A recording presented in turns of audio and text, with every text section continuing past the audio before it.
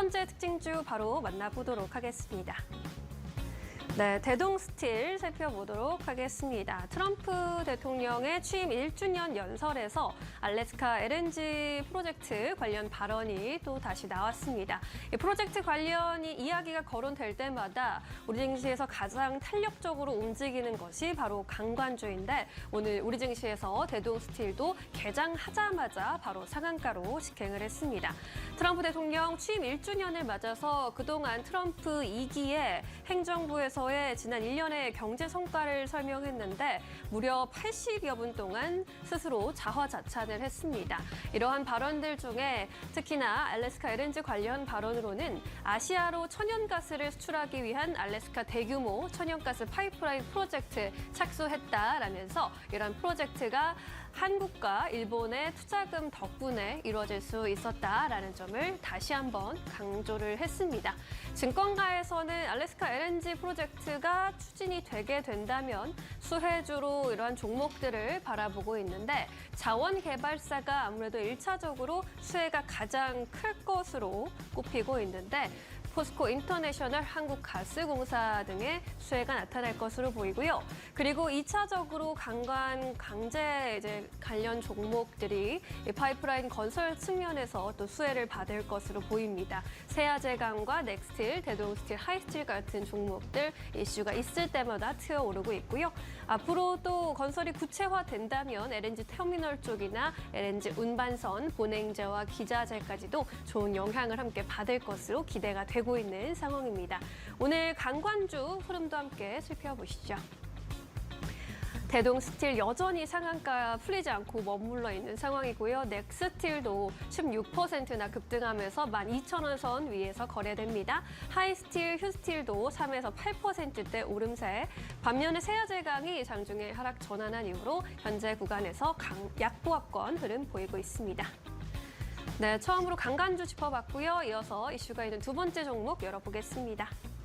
네, 한국전력 살펴보도록 하겠습니다. 어제 급등 마감한 이후로 오늘도 또 상승 흐름 이어가고 있고요. 거의 10여 년 만에 역사적인 신고가를 기록하고 있는 한국전력입니다. 이제 원전 대장주로 등극할까라는 이야기가 나오고 있는데 두산 에너빌리티가 좀 쉬어가는 사이에 올라오고 있기 때문입니다. 여러 가지 이슈들이 또 전해지기도 했는데 한국전력의 산하 5개 발전 공기업 이 통폐합을 검토한다라는 소식이 전해졌는데 통폐합이 이루어지게 된다면 인력 그리고 비용 효율화로 경쟁력이 강화될 것이라는 측면 주가에 긍정적으로 반영이 되고 있고요.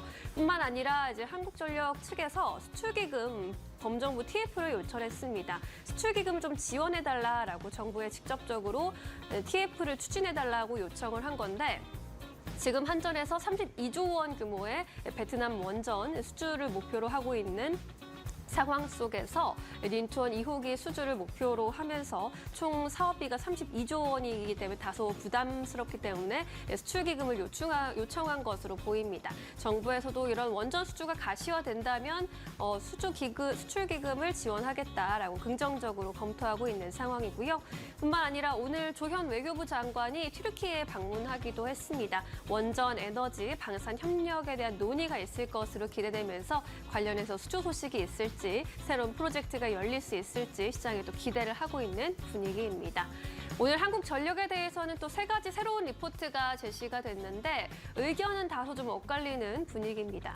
LS증권에서는 8만 원대로 목표 주가 높이면서 실적의 방향성, 원전 확대 방향성 모두 좋기 때문에 기업 가치는 올라갈 것이다.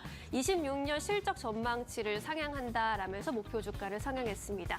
메리츠에서도 7만 4천 원까지 보면서 단계별로 확인할 수 있는 한미와 원전 협력 어떻게 나타나는지 중요하다라는 점 강조를 했고요.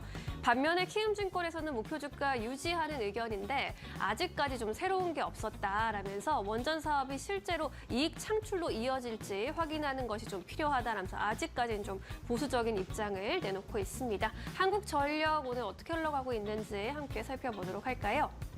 원전주 안에서 현재 3%대 강세 67,500원 선 지나가고 있습니다. 한신기계의 경우 장 초반에 상한가 기록하기도 했는데 현재는 10%대 탄력만을 유지하고 있고요. 우리기술 4%대 오름세, 우진이 2%대 강세입니다. 반면에 두산에너빌리티는 오늘 쉬어가면서 4%대 조정 91,300원 선 지나가는 모습이네요. 원전주 짚어봤습니다. 이어서 세 번째 특징주 열어볼까요? 알테오젠 살펴보도록 하겠습니다. 알테오젠 오늘 주가가 급락하면서 코스닥 시장 전반의 약세까지 좀 이끌어가는 모습, 제약바이오 전반이 좀 부진합니다. 기술 이전 계약이 이제 있을 것으로 지난주부터 예고가 되었던 상황. 결국 공시가 나오기는 했는데 규모가 기대치를 좀 하회했다는 평가입니다. 일단 대상은 미국의 GSK 자회사 테사로라는 회사인데 계약금이 295억 원, 마이스톨이 3,905억 원 규모로 총 계약 규모가 4,200억 원으로 잡히게 됐습니다. 시장에서 조 단위까지 좀 기대를 하고 있었기 때문에 4,000억 원이라는 규모를 조금 실망스럽게 본 것으로 보입니다. 이 성분명 도스탈리맙 관련해서 피하 주사 제형의 상업화를 독점하는 이 권리를 가졌다라는 그런 계약이고요.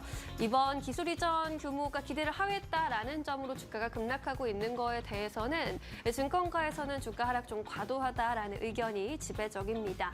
하나증권에서는 시장의 기대치가 너무 높았던 것이지 기술이나 시장성과 관련해서 플랫폼 자체에 열의 조건이 반영된 건 아니다라는 코멘트를 제시했고요.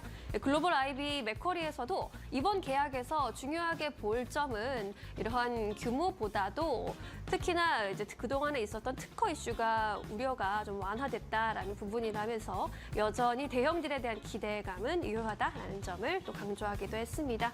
오늘 제약바이오주 분위기 함께 체크하고 가시죠. 현재 알테오젠이 21%대로 낙폭을 더 키우는 모습이고요. 펩트론 그리고 삼천당제약 함께 비만 치료제 안에서 약세를 그리다가 삼천당제약이 장중에 그래도 상승 전환해주면서 1%대 오름세입니다. ABL바이오, 리가켄바이오 같은 종목들도 10% 이상 급락하는 모습 확인이 되고 있습니다.